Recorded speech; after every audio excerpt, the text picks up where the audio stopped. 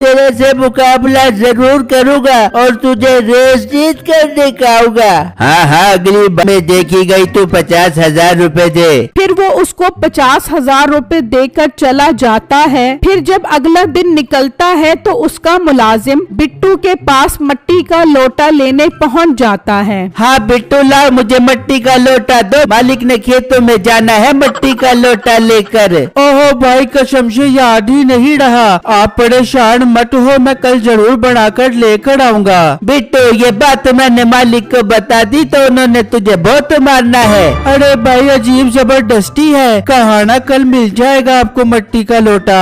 मुलाजिम गुस्से में वहाँ से चला जाता है और मालिक को आकर बताता है, क्या वो मिट्टी का लोटा बनाकर नहीं आया? तूने उसे बताया था कि लोटा मेरे मालिक ने बनवाया है। हाँ हाँ मालिक, मैंने बताया था उसे। वो बिट्टू के पास जाते हैं और उसके सारे बर्तन तोड़ देते हैं। ये आपने क्या किया? मैं मिट्टी के बर्तन बनाकर अपनी रोजी करता था, आपने मुझसे मेरी रोजी ही छीन ली। तेरी सजा भी यही है, मैंने तेरे से मिट्टी का लोटा बनवाया था, तूने मुझे टाइम पर बनाकर नहीं दिया। मैंने खेतों में जाना था, सारी मेरी शलवार में निकल गई। पर आप आज प्लास्टिक का लोटा इस्तेमाल कर लेते, लेकिन आपने तो एक दिन भी इंतजार नहीं किया और मेरा सारा सामान तोड़ दिया।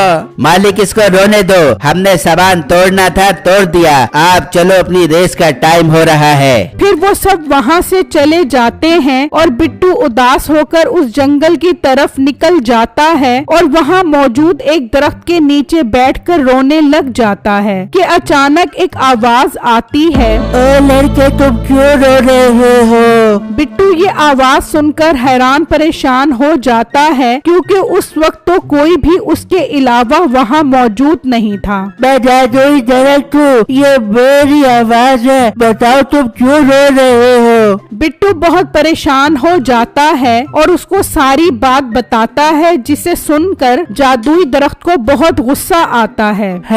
ये तो बहुत दुख की बात है, इन्होंने तुम्हारे साथ बहुत ज्यादती की है, बताओ तुम्हें क्या चाहिए, मैं तुम्हें दूंगा। नहीं दरख्त अंकल, मुझे कुछ नहीं चाहिए, मैं खुददार लड़का हूँ और खुद कमाकर खाना पसंद करता हूँ। मुझे तुम्हारी ये खुददारी बहुत पसंद आई, तुम्हारा जब भी दिल करे और जो भी मदद चाहिए मेरे पास आ जाना, मैं तुम्हारी मदद जरूर करूँगा। ठीक है दरख्त अंकल, मैं ऐसा ही करूँगा। ये कहकर बिट्टू वहाँ से चला जाता है और वहाँ मीठा फिर उससे साइकिल रेस जीत जाता है। फिर हार गया तू मुझसे, तेरा काम ही नहीं है मुझसे जीतना। कोई अच्छा बंदा ढूंढ कर ला मुकाबले के लिए जो जीत भी सके। अचानक बिट्टू का गुजर वहाँ से होता है और वो उस आदमी को पैसे देते देख लेता है। यार ये आदमी रेस हार कर कितने सारे पैसे दे रहा है, मैं इस आदमी से बात करता हूँ। जब वो आदमी वहाँ से जाता है तो बिट्टू उसे रोक लेता है और उससे सारी बातें पूछता है। ओहो भाई, ये तो बहुत बुरा हुआ जो आप एक दफा भी रेस नहीं जीत सके। हाँ नहीं जीत सकते हैं मुझसे मुकाबला, उस मीठे की साइकिल और टांगों में अजीब ताकत है, हम क्या कोई भी नहीं जीत सकता उससे मुकाबला। भाई अगर आप मुझे मौका दो तो मैं उनसे मुकाबला जीत कर दिखाऊंगा, और वो भी लकड़ी की साइकिल से।